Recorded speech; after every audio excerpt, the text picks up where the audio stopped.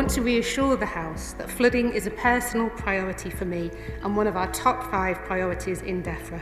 This government will be refreshing our approach to funding flood defences, including a review of the existing flood funding formula to ensure the challenges facing businesses and rural and coastal communities are taken into account when delivering flood protection.